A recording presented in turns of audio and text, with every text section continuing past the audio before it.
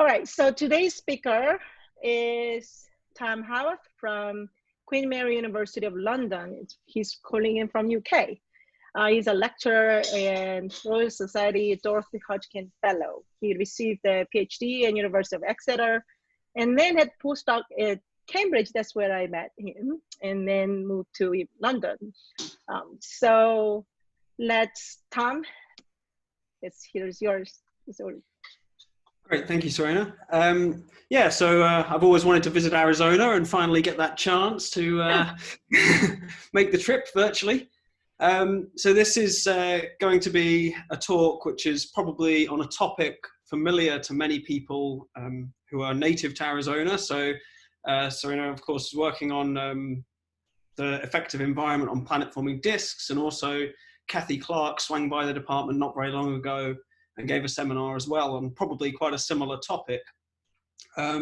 However, there is probably people tuning in from other places today, so I'm going to try and work through things quite gently and not dive into the details too quickly. So I'm going to start off with the obligatory exoplanet diversity plot. So as of sometime last year, we breached the 4,000 mark for the number of confirmed exoplanets. So Tom, could you actually, are everybody seeing Tom's screen? Can you see my slides, yeah? I am not seeing your slides. Yes, the slides are up just fine. Okay. Just you. It is just me. You're having trouble. Yeah, I think I'm having trouble with this, seeing your view. I will continue because this is very introductory. Okay. So what we have here is planet masses on the y-axis, and this is orbital period. This is all data I've just pulled from the Exoplanet Archive. And I've marked on here Mercury, this is the Earth, then you've got Jupiter and Neptune. And this diagonal line here essentially denotes the boundary that is our limit on our observations to date. So, due to either the amount of time we've been observing or the sensitivity of the instruments, we just struggle to find planets down here. But you can see that above that line, we find planets essentially everywhere. And there's a huge diversity in their properties. There are lava worlds, rocky planets, ocean worlds, ice giants, hot Jupiters, cold Jupiters. And we want to understand how such a diverse range of planets comes about, and also to understand the frequency with which you get different types of planets. And we also want to be able to predict what planets are going to be like down here before we can have the instrumentation to observe them. And I would argue that a key element in being able to do that is to understand how planets are formed. Okay, so that isn't going to be the entire story. So for example, we have this gap, this little Fulton Gap down here, or the photoevaporation valley. And what's thought to happen here is that, or one of the ideas is that if a planet formed around here, it would be so close to its parent star that it would shed its atmosphere due to evaporation and move down here. But I think there will be some subsequent evolution that affects the nature of the planetary systems, but we still really have to understand how planets form to understand the planets themselves. So where do planets form? Well, if you look at the solar system, you have the planets orbiting in a plane roughly around the sun in the same direction. And if you then go and look at young stars, you see flattened disks of material around those stars that is also rotating in the same direction. And so that is logically the place you would expect to find your planets. Here are some Hubble images of protoplanetary disks that are silhouetted against the hot background of Orion. This here is a face-on disk, so you're looking at it like this, and you can see the star in the middle. And this one over here is edge-on, so it's rotated like that, and the star is obscured. So we've been able to image these things since the late 90s. We've known about them for quite some time. And of course, our view has dramatically improved in the last 20-odd years. And in particular, in recent years, it's with the advent of ALMA, really blown up substantially. So in 2015, there was this revolutionary image from the ALMA partnership of HL Tau, which revealed this series of concentric rings. And this got a lot of people very excited. I remember that before the paper was published, and the data was public, there was a press release, and all people had to look at was a JPEG of this. And people were downloading it and getting their rulers out in Cambridge, trying to figure out how, what the spacing was between these rings, and looking at the JPEG pixel intensities to try and understand how deep the gaps were. So, this had a huge impact. And then subsequently, we've had observations of TW Hydra. And of course, recently there's the D-Sharp survey, which again just surveyed a whole bunch of nearby disks and found substructure in essentially all of them. So be it concentric rings or spirals or other features. So it's worth noting that these observations up here are all in the millimeter continuum. So you're looking at dust grains that are about 1 millimeter in size. And so what other size grains are doing in the disk and what the gas is doing is probably very different to what you're seeing here. But anyway, yes, our view of disks has dramatically improved, and this has been very important for understanding how planets are formed in disks, and also how the planets subsequently potentially impact the disk as well. So planet-disk interaction.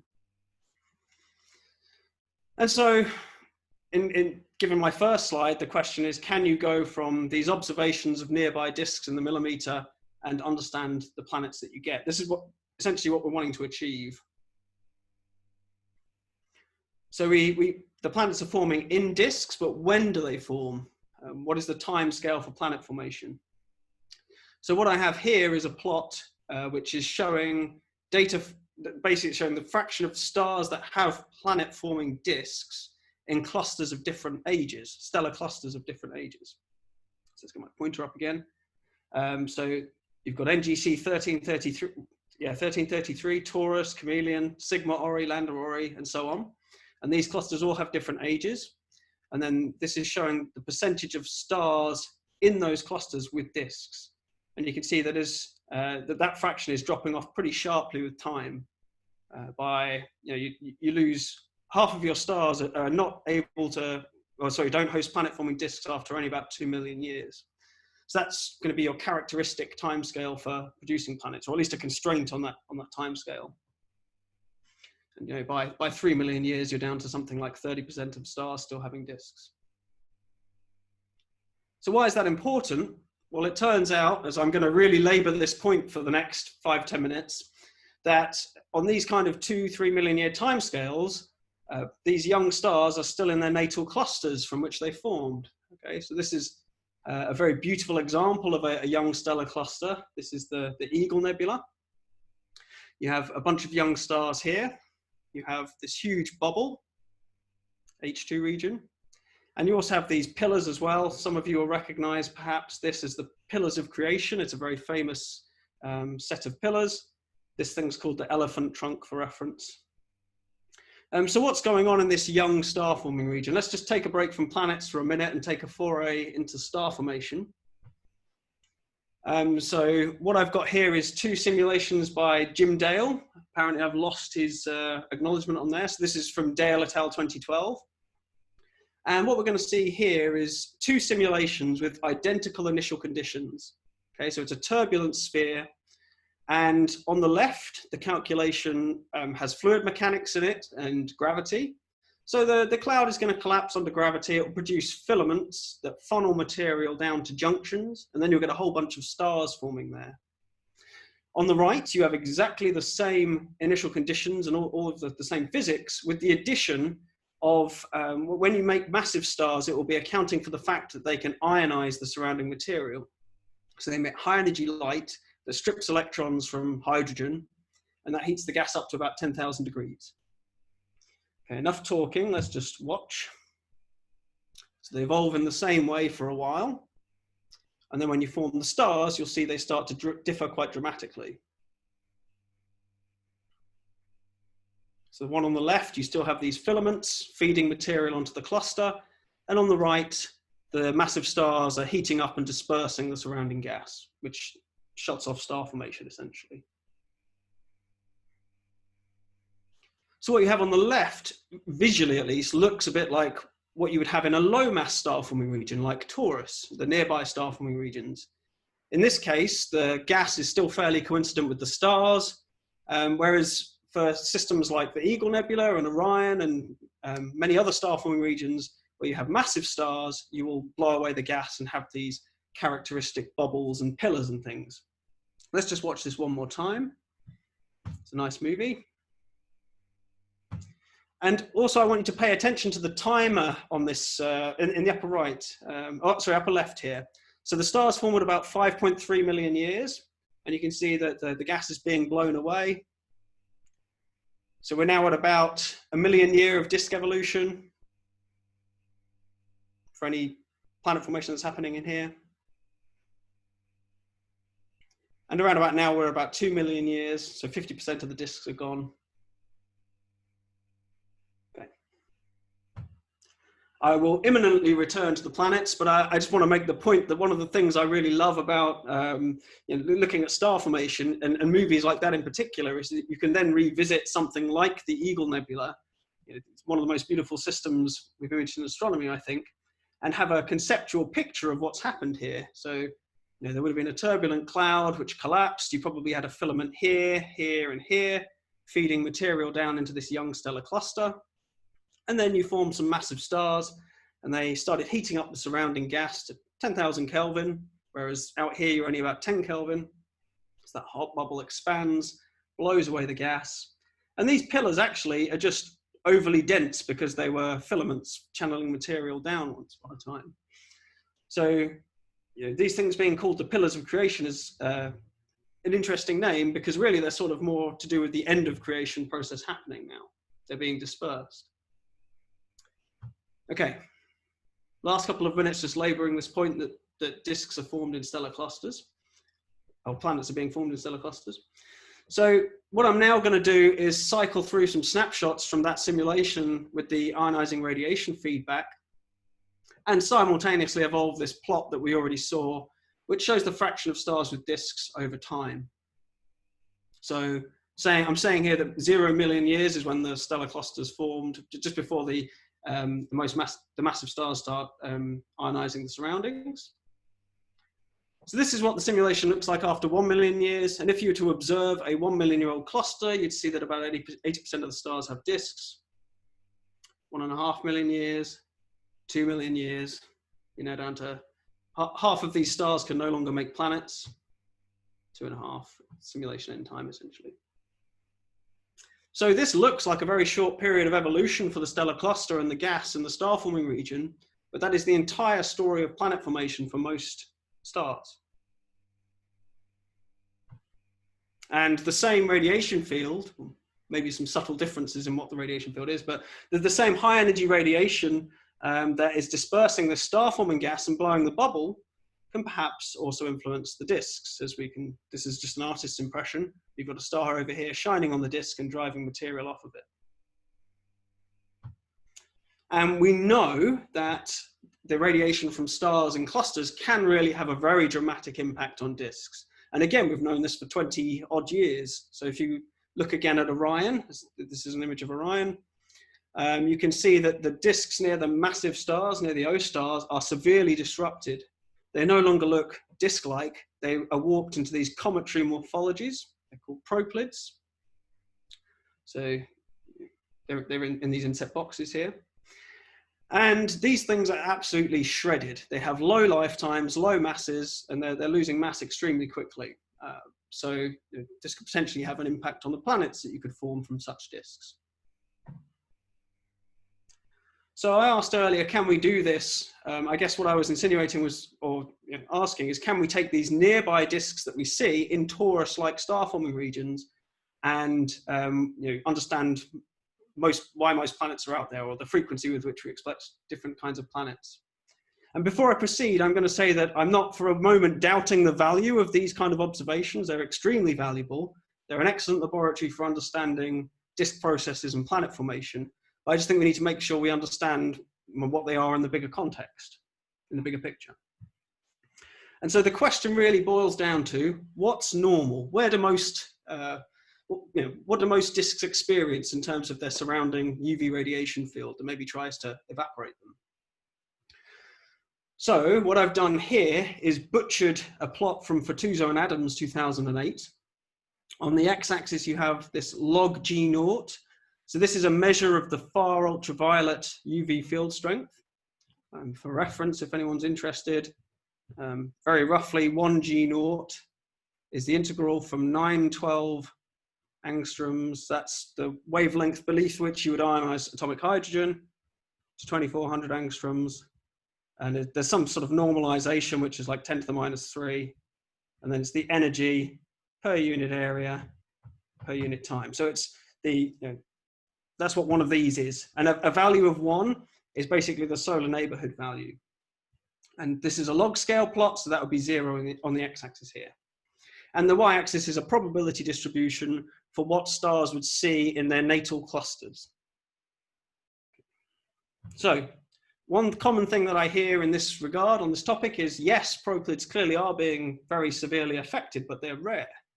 And that is indeed true. When you look at this plot, the proplyds are in about a 10 to the 5 G0 environment, which is right on the tail end of this distribution.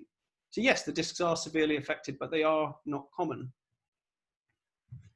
But that is also the case for the nearby disks in low mass star forming regions, where your UV fields are of order 10 G0, less often as well. So that raises the question, what's going on here? What's going on in this whole middle band, essentially? Are these disks not very sensitive to the radiation field, or is there something going on that will affect them? And the answer is not known, really. I'm going to be trying to provide evidence that suggests, well, I think there is growing evidence that suggests that evaporation is quite important across a really wide range of UV field strengths. And for the first half of this talk, that's really what I'm trying to convey now. So there was obviously this recent evidence from Serena, Kim et al. 2016, where they looked in a 3000 G0 UV radiation environment. So this is NGC 1977, and did indeed find proplyd-like objects. So this is at the peak of this distribution. So it may be the most common environment is one in which you are quite severely evaporated. However, whether or not you get a proplyd, this cometary shape, is sensitive also to the amount of ionizing photons that you have. And so it could be that you could be at the peak of this distribution and not get a cometary shape. So we don't really know what we're looking for most of the time. But yeah, we've got this growing evidence that disks in these intermediate UV environments really are being disrupted by the UV field. And without wanting to muddy the waters too much, I also, a couple of years ago, had some work finding potential evidence for evaporation even in a very weak UV environment. So this is a system called IM-Loop, and it's got CO emission out to about 1000 AU, so it's a ginormous gas disk. And the reason that this came to my attention was that the surface or the emission profile is hard to fit with normal disk models. And you can fit a normal disk out to about 400 AU, and then the surface density profile or the emission profile changes. And if you model this as a 400 AU disk with a wind being driven from it, then you can fit the observations quite nicely. And this is still, again, quite an exceptional thing that will be happening here, because the only reason you can drive a wind using radiation in a very weak UV environment like this is because the disk is just so big that you warm it up just a few Kelvin and you can start driving a slow wind. So yes, there is evidence, I would say, for the environment affecting disks across a whole range of different UV regimes. So what might this do to the disk? At the minute, I've only shown you disks that look like they're fairly isolated and disks that look cometary. So what I'm now going to do is go through a bunch of statistical evidence that shows that the disks are being affected by their UV environment. And the way I've framed these slides is I'm saying, how are the nearby disks unusual? So point one is that they are possibly more massive. I would say none of this is conclusive, but this is the growing evidence. So this is from Mann et al. 2014. It's in the Orion Nebula cluster. What we're plotting here is the distance from an O star, θ1c, and this is the disk mass. So you can see the disk masses are increasing as you get further away from the O star. So the UV field is decreasing geometrically, and the disk masses are going up. This is Orion. This is a very high UV environment. We were saying that the peak of that probability distribution was lying at around 1000 G0. So there was this recent work from Megan Ansdell doing something similar. So on the left, you have, this is the Sigma Orionis, and you've got a whole bunch of, so that's at the center of the image is the B star on the left. And on the right, we're plotting, again, the disk mass as a function of projected separation from sigma Ori.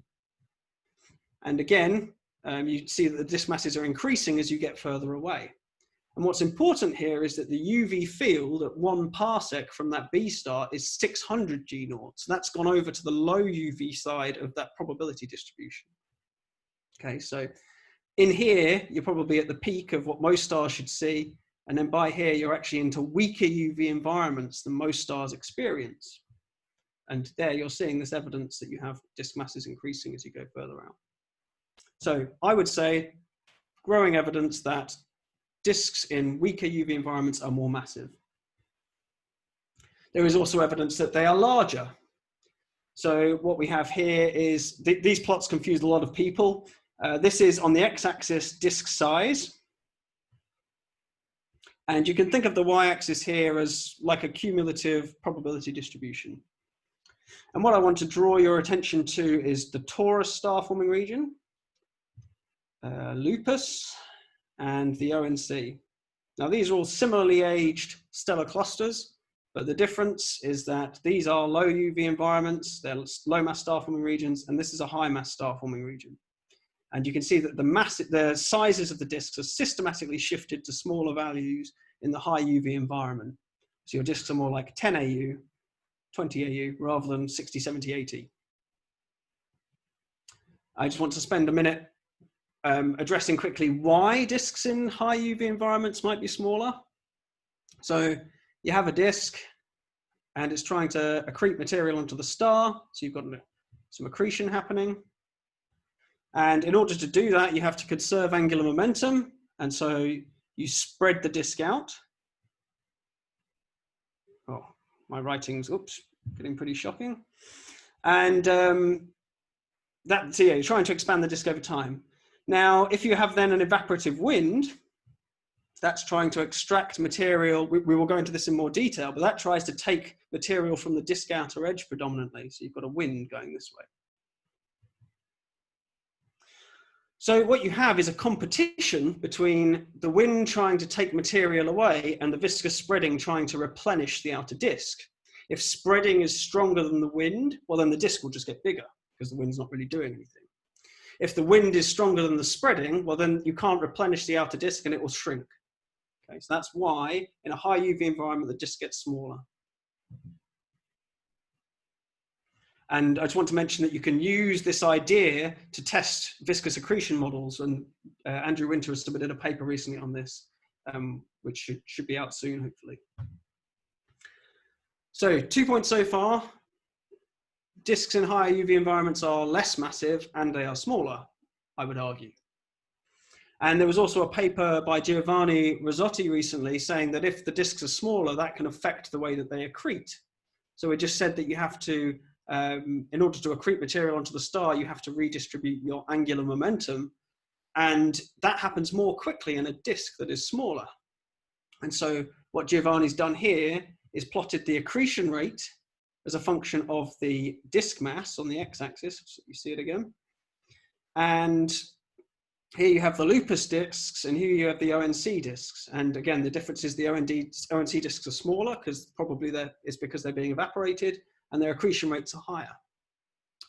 Now, this is an interesting point because if you're affecting the accretion rate, you're affecting the way that the surface density of the disk is evolving at all positions in the disk. This isn't just some obscure effect that's just influencing the outer disk. And so we've got more massive, they're larger, and they accrete more slowly if they're in weak UV environments, and they also live longer. So this is just for Cygnus OB2 association. It's showing a fraction of stars with disks, excuse me, within that region as a function of UV field. And you know, it's fairly clear that as you go to stronger UV fields here, the disk fraction is falling. And finally, they may also be cooler if you've got a disk in a weak UV environment. So this is some work from Ndugu et al. 2018. Here they have the observed, this purple is the observed fraction of cold Jupiters. Sorry, frequency of cold Jupiters. And these are population synthesis models. I'm just getting a drink. It's late and I've been shouting at kids all day. Yeah, these are population synthesis models. So they're basically predicting planet populations from disks. And this is what you get if the outer disk is cold. You get way too many giant planets, cold Jupiters. And they artificially increase the temperature of the outer disk. And they found that with that, you could drive down the frequency of cold Jupiters. So it's not just about trying to understand the planets we do see. It's also about trying to understand why we don't see certain populations of planets. Environment can help you understand that. So I just want to reiterate that HL tau, D-sharp disks are extremely valuable. It's well worth our time to look at them. And there's a whole load more work to do there. But I just think it's important to consider this growing evidence that maybe they are somewhat exceptional there. They're relatively uncommon disks. Now, they may still tell us things that are valuable for planet formation as a whole and to understand disk processes.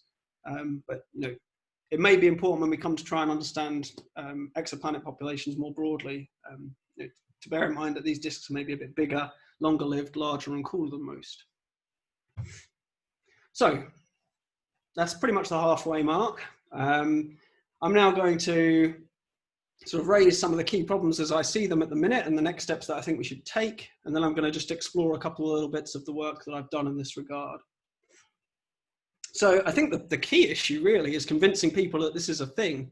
I've tried to show a bit of evidence throughout this talk, but I think what we really need to do is, well, address the fact that nearby we have disks that don't look like they're affected at all.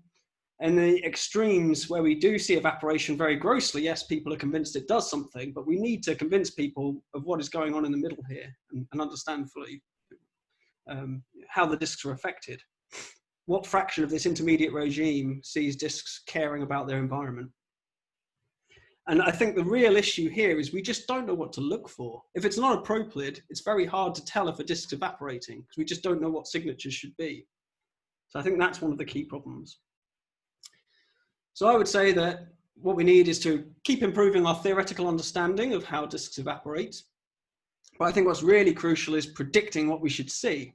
You can't just tell Alma to look at a whole bunch of stars and a whole bunch of different lines until you maybe see something you could interpret as evaporation. You have to know where to look and what to look for. And with that, we can then go ahead and make some observations of evaporating disks and fill in that intermediate zone of environments. Okay, it's probably a good time to say, does anyone have any questions before we delve into what I do? Oh, wait 30 seconds or something. I have a question. Yep. So this is Nienke van der Merel, calling in from Victoria, BC. So the famous plot on the lifetime of disks, that involves a number of clusters, but that plot doesn't actually distinguish between ones that have UV radiation or not. So yes.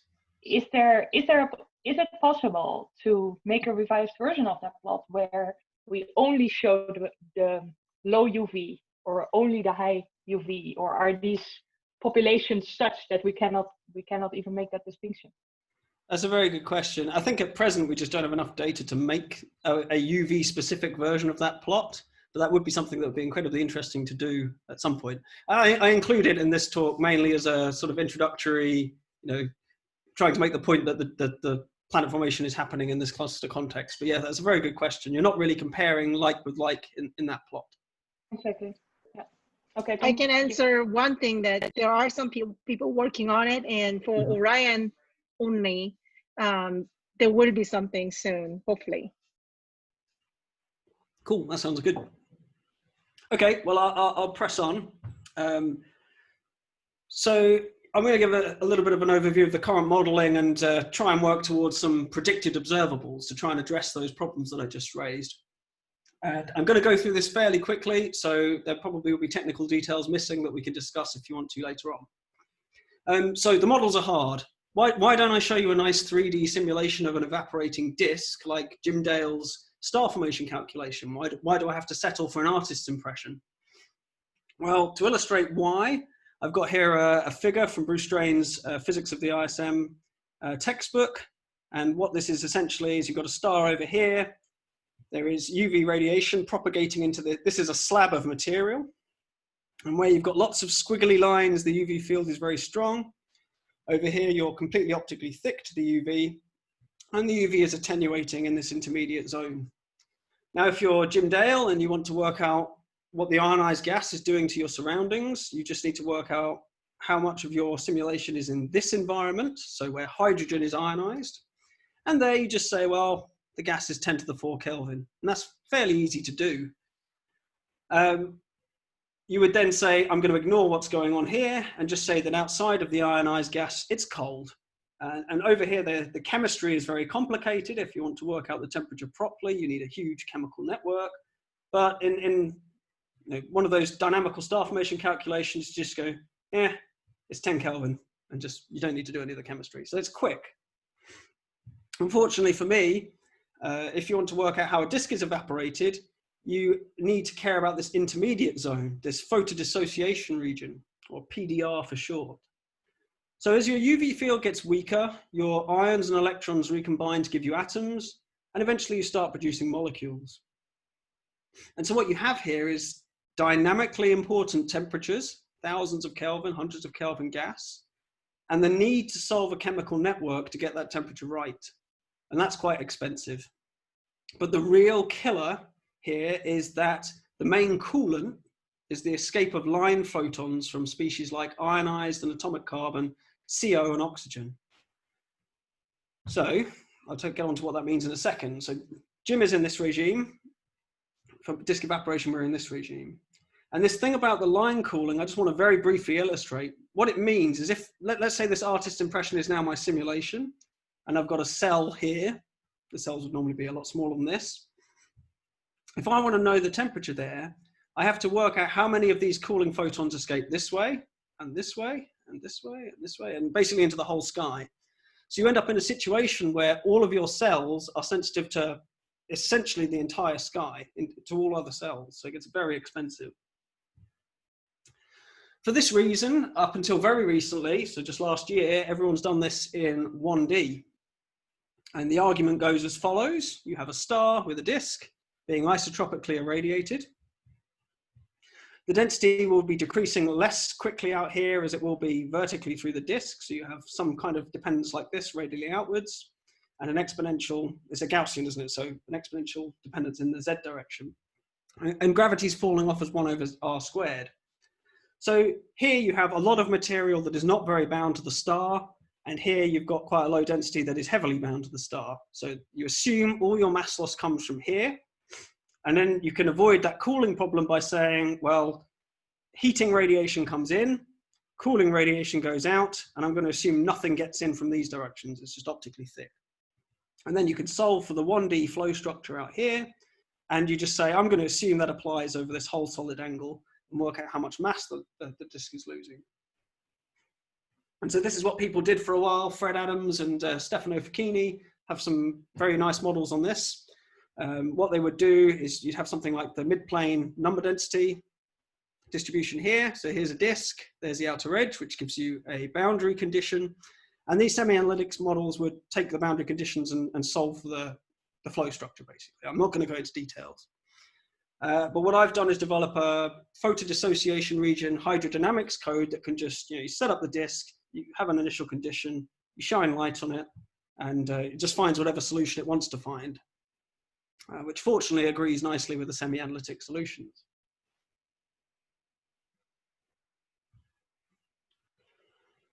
So I am trying to get quickly to the 2D models, but I wanted to just quickly talk about how these 1D models are useful. How can they be used to assess what happens to disks at this stage? So again, this is very basic stuff for a lot of people here, I expect. But what you have is a star with a disk. And also this does link into why is external evaporation even maybe important for planet formation? Surely, when you look at the planet detection plots, most of the planets are at very close radii to the star. And I'm telling you now that the mass loss is all coming from the outer edge. So why do we even care? Well, if you look at the mass in planets at small radii from the star, it's typically larger than you would expect to be able to produce from the disk mass that was there to start with. So if I took the amount of material in the disk here and tried to make planets, I just don't have enough material to make what we see. And so typically what's thought to happen is that you have a disk initially threaded by small dust grains, and they get bigger through collisions and stuff. So they get larger grains being produced. And eventually they get big enough that they can start to drift inwards. I'm struggling with my voice tonight. So you have a growth front through the disk of dust grains, and they drift inwards, and something happens in the inner disk. They pile up at a snow line or something and make your planets. Now, when you have external photoevaporation happening, this drags away small dust as well. And so it starts eating into your potential mass reservoir that can grow and drift into the inner disk. So ultimately, the amount of mass you have to make planets is set by the competition between the growth and drift front through the disk and the evaporation front from the outside inwards. So if you grow and drift very quickly, well, evaporation does nothing, and you don't care about the fact that it's really affected the disk in terms of what it does to your planets. Whereas if the evaporation is quicker than the growth and the drift, then maybe you have a significant impact on your mass reservoir for planet formation. And again, I'm just skimming over this very quickly. I just wanted to point out a few things again that have been done with these 1D models. So I've produced a grid of mass loss rates for you to use that are freely available. It's this thing called FRIED, which stands for FUV radiation-induced evaporation of disks. I'm also quite good at acronyms, I think. And so what this will do is if you have a stellar mass, a disk size, and a UV field strength, it will tell you the mass loss rate of that disk. And you can download this from it's not the fastest website, but friedgrid.com. So you just download a text file and you get all these masses and mass loss rates. And I've applied this, for example, to thinking about systems like TRAPPIST-1, the 0.08 solar mass star with about 7 Earth masses of planets on a very tight orbit. And so what I did in that paper was just say, let's take a TRAPPIST-1 mass star, give it a whole bunch of different disks and possible initial conditions, and stick it in different UV environments and see where you have enough material left to produce 7 Earth masses of planets. And it turns out that you can't make something like TRAPPIST-1 in the ONC, which is not that surprising, but you know, and weaker UV environments can also significantly affect your possible initial conditions. And Andrew Winters published a whole bunch of stuff using FRIED, and these papers are getting pretty well known. So doing things like comparing the impact of evaporation and tidal encounters on disks and various other things. So I'd recommend his papers too. Right, onto the 2D stuff. This is what I really wanted to talk about. So this is the same PDR, photo dissociation dynamical code that was doing that 1D benchmarking earlier, only now it's working in 2D. And this is what's difficult about this, I'll just reiterate, is that if you want to know the cooling here, you need to work out the 3D escape of line photons into all directions. Okay, so that's what's being done here. And this is a 2D model for grant application purposes that's deprojected into something that looks almost 3D. So you've got your disk in here and the wind being driven off of it. And so the first 2D models were published in Haworth and Clark just last year. It is 2020, isn't it? Lockdown's having an effect on me. Right, and the things we did with these 2D models in this first paper was to mainly check that the 1D models that we lean on so heavily to understand how evaporation affects disks, we wanted to check that those models were actually okay. For example, you know, does all the mass loss come from the disk outer edge? Do you get the mass loss rate correct if you're using a 1D model? So what this plot is part of the RZ grid of an evaporating disk model. So this is the radial coordinate and this is the vertical. And what these points are tracing the cumulative mass loss rate. So material is being blown off this disk, and I'm tracing all of that material back down to its origin. Okay, so all of the mass that was lost from this disk came from this region. Okay, so from the outer, from 80 to 100 AU in this 100 AU disk. To help illustrate this, I've drawn on a cartoon star and the rest of the disk shape. So the 1D models assumed all the mass loss came from here. And from the 2D models, we see that about 50% comes from this zone. And then the other 50% comes from the outer 20 AU of this 100 AU disk. So that assumption is pretty good according to these 2D models. I hate putting tables in talks, but it's the quickest way to illustrate this. We also compared the mass loss rates in 2D versus 1D models, and the 2D mass loss rates, this is in 10 to the minus 6 solar masses per year, are typically bigger than the 1D mass loss rates. So this is very important because it means that things like the fried grid, all of this 1D mass loss rates that we use in all these disk evolutionary models to try and understand how disks are evolving in different environments can be used because they're actually conservative, it seems. If anything, the role of environment would be more important than the 1D models predict. Right, and on to the thing I really wanted to talk about, which is starting to predict observables to try and help with this issue of we can only see proplyds or disks that don't look like they're being affected. What do we look for to find a disk that is evaporating? So here is one of the 2D models. On the left, we have the density and velocity structure. So it's log density and these velocity vectors here. You can see that you have a very slow inner wind that's sort of 0.1, 0.2 kilometers per second, and then it gets rapidly a lot quicker. And in order to work out this flow structure, to get the temperature right, I have to do that photodissociation chemistry. And so I get for free, essentially, the chemical makeup of the wind. So that's what I'm showing here on the, well, I'm not really showing it, but I'm giving some insights into what that's like on the right, where the color bar is the temperature. And this here is where you've got a lot of CO within this contour. Then you lose your CO, it gets dissociated, and you get atomic carbon. And then beyond there, you've got a lot of ionized carbon. This is the HH2 transition. And so just by looking at this, you can easily, quite quickly see that CO is not very good for tracing the wind. Okay, the wind in here, in this region, is only going at about 0.1, 0.2 kilometers per second. So that's kinematically very hard to see.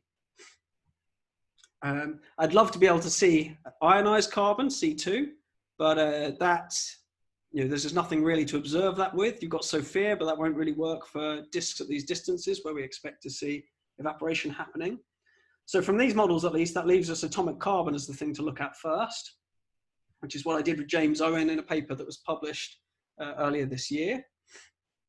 So these are synthetic observations of that evaporating disk model from the prior slide. On the upper panels, we've got CO, so what we typically are observing disks within the gas. And on the bottom is this atomic carbon. In the left-hand panels, you've got the moment zero map, so that's telling you where the stuff is essentially. It's just integrating a position velocity cube. And there, CO, atomic carbon doesn't really give you very much over CO. You can't really, where's my pointer? This doesn't look dramatically different to this. When you get to the moment one maps, you start to see something that is a bit different. So moment one shows you the velocity of the material in the cube, essentially. Pull down a bit. And for a Keplerian disk, you expect to see this characteristic red-blue asymmetry, because you've got a disk spinning, some's coming towards you and some's coming away from you. So you'd have a blue shifted side and a red shifted side.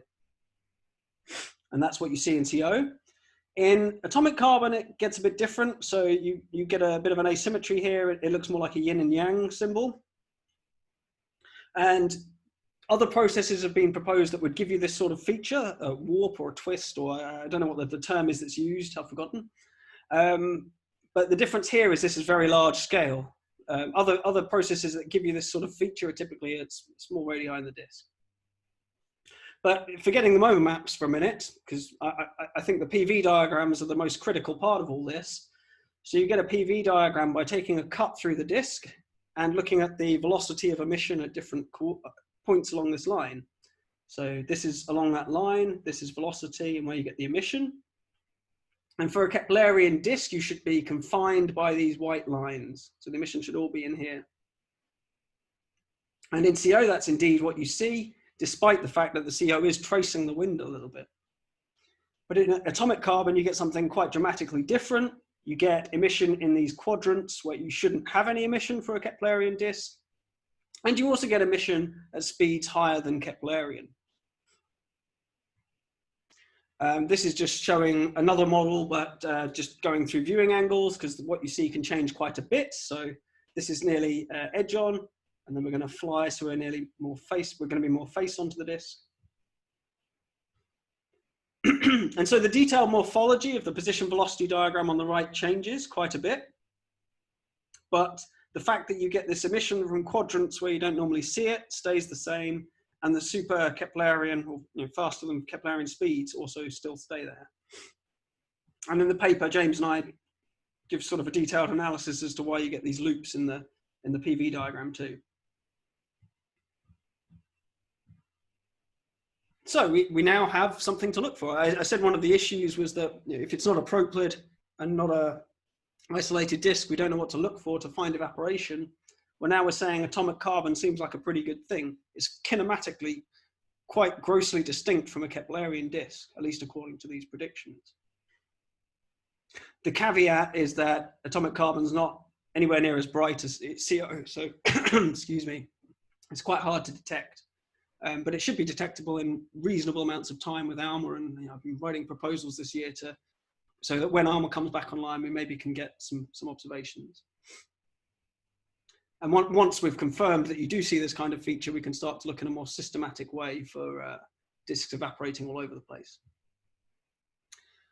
Right, just as a very final thing, I want to mention in passing the interplay between internal and external processes. I've only talked about the ambient radiation field impinging on the disk and driving a wind from it. But you also have an internal photoevaporative wind driven by the parent star, and you also have potentially MHD-driven winds from the disk, magnetohydrodynamic winds. I'm not going to tell you much here because I'm just sort of acknowledging this existence of these inner winds. And I'm just going to say that the interplay between internal winds and external winds has not been looked at. However, I'm confident that the effect of internal winds on the observational signatures we expect from external winds will be non-existent, essentially. So typically internal winds are faster and they're smaller scale, so originating from the inner disk. And they're also probably in different energetic regimes. So you've got an X-ray driven wind internally versus an FUV driven wind externally. But this needs to be confirmed. And what I've got here in these snapshots here, on the left is just one of my FUV only external photoevaporation models. This is just the temperature. And on the right, I've included an X-ray heating scheme, so similar to the thing that James Owen uses. And you can see the fraction of the grid that's affected is very minor. Okay, here the wind is all driven, all the mass loss comes from 80 AU and beyond pretty much. And the X-rays have only affected this inner region. So I'm confident that the internal photoevaporation isn't affecting the external photoevaporation signatures, at least. But this needs to be done. And I just wanted to, again, on this theme, mention in passing that people are now looking at the interplay between internal photoevaporation and MHD winds. So here again, a synthetic moment 0 and moment 1 maps of disks that are evaporating with here is photoevaporative and MHD winds internally, so driven by the host star. And then this is photoevaporation only. And again, I'm not going to go into details here, but they're saying that these things are distinct and you've got signatures of the wind here. So the next step for this kind of model is to then include the external photoevaporation too and see how they all interplay. Nearly there. So I said earlier that we need a bunch of stuff. Improved theoretical models of how disks evaporate. I feel like that's really coming now. We've got these multidimensional calculations. We're getting a better idea of how the disks evaporate, what happens to the dust and gas within them. And we're also getting now these observational signatures. Now that we have multidimensional models, we can start to think about what you should see if a disk is evaporating in these intermediate UV environments. What we don't have yet is the observations, and what I've not talked about at all really, despite the fact my talk is called Planet Formation in Stellar Clusters, I've not actually talked about the planet formation really at all, other than how maybe the dust mass reservoir is constrained. So these are the things that are still to do. Okay, to summarize, the one thing I want you all to hopefully try and remember is that this planet formation process is happening in a stellar cluster. Even for the nearby systems, it's in stellar clusters. They're just low mass stellar clusters, so there's not this harsh UV environment. And I believe at least that these nearby disks are unusual. I've shown, I hope, statistical evidence that supports that claim. So, I think they're probably a bit more massive, a bit larger, perhaps longer lived, perhaps cooler than maybe most disks are. So again, just reiterating that they are still excellent laboratories for understanding disk process and planet formation. But maybe we need to think about how they fit into the bigger picture of disk properties. And the updates really are that we now are able to model evaporating disks in quite a bit of detail in 1D and 2D, and start applying to this to models of how the disks actually evolve too. And we now have also these observational signatures of disk evaporation at last, and so can start finding evidence for disks being evaporated in a whole range of UV environments. Thanks very much.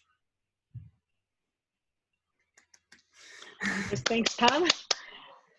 All right, so the questions now. Please.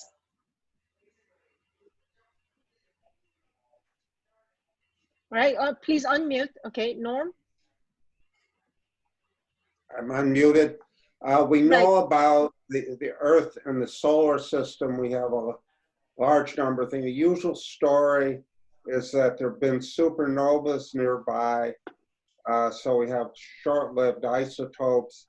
We also suspect that the isotopic geochemistry for the outer solar system is somewhat different than the inner one. Just kind of general question, how do we improve the story for the actual Earth and solar system that we have from these, because it's a place where we literally have ground truth?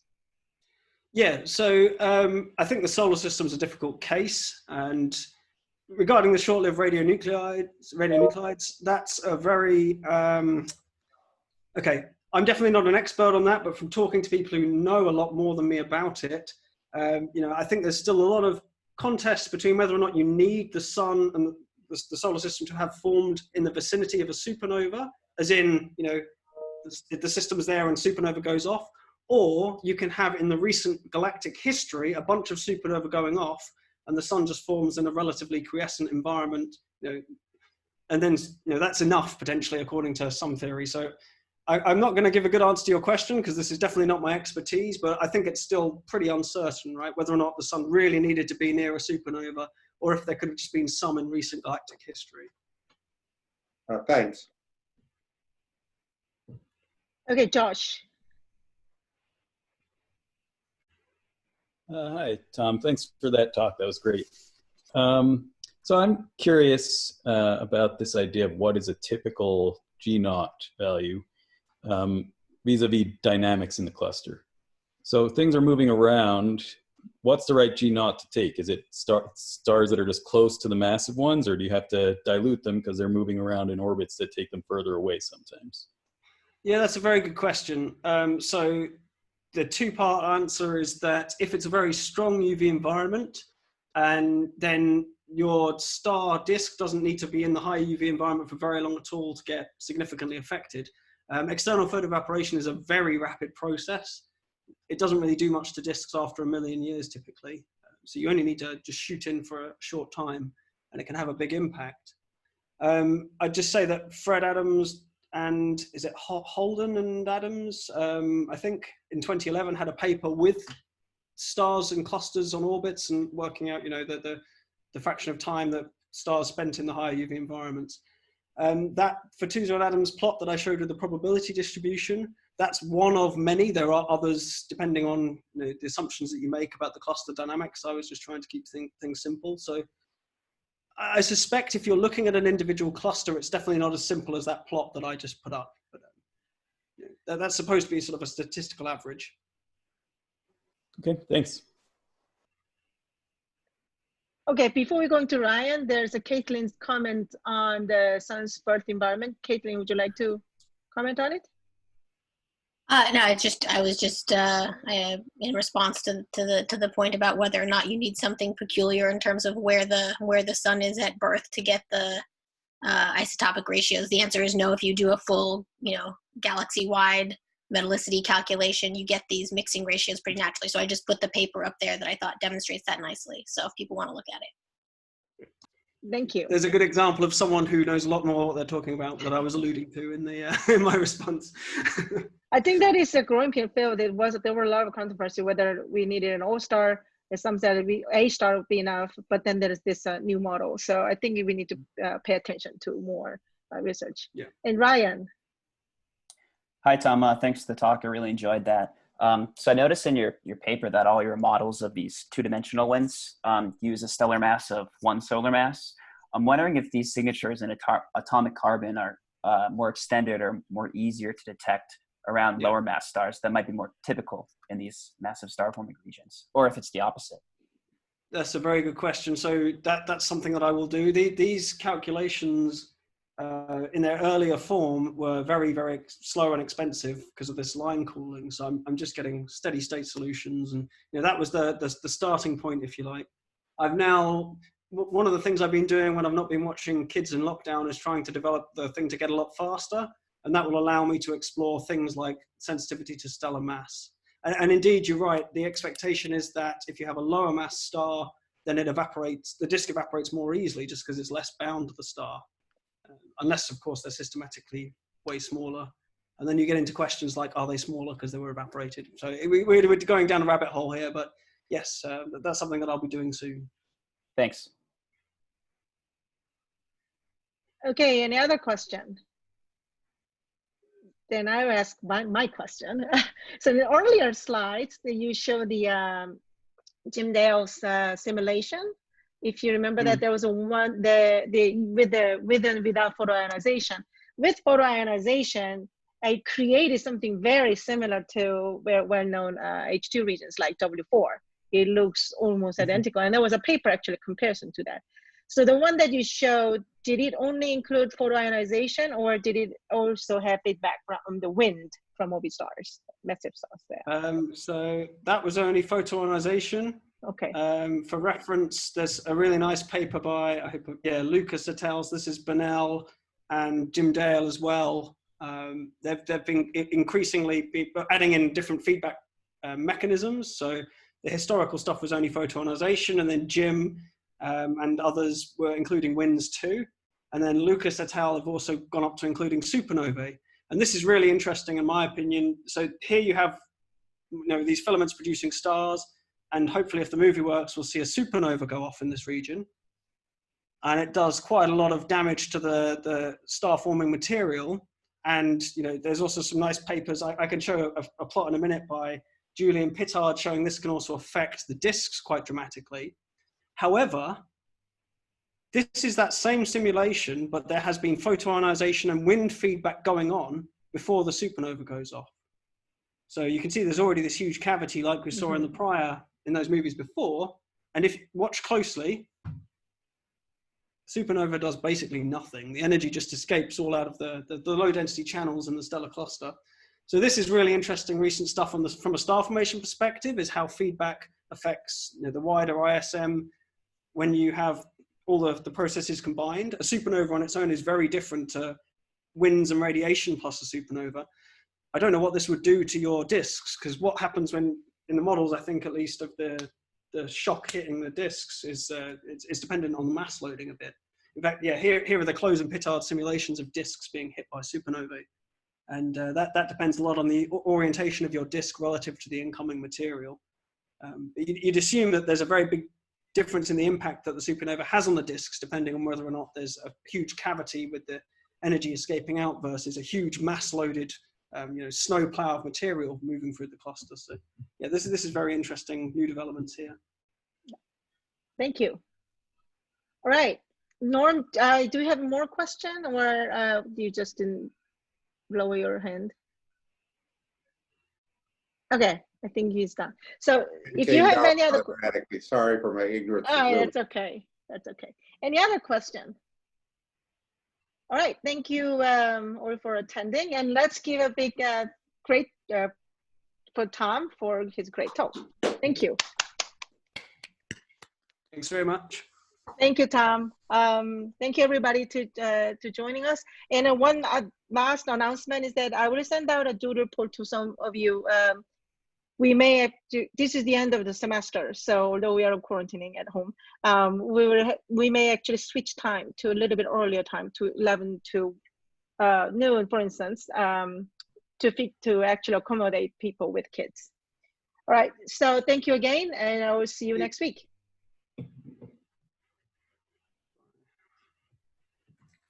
Thanks, everybody. Thank you.